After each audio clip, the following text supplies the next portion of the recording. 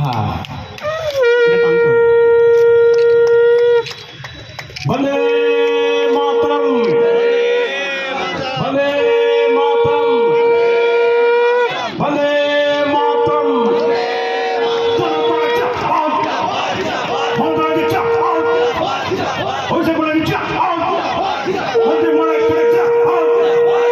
आवाज बहुत बुलंद होना चाहिए क्योंकि इलेक्शन 2026 में है और आवाज इतना बुलंद करो कि सीपीएम और बीजेपी को याद होना चाहिए।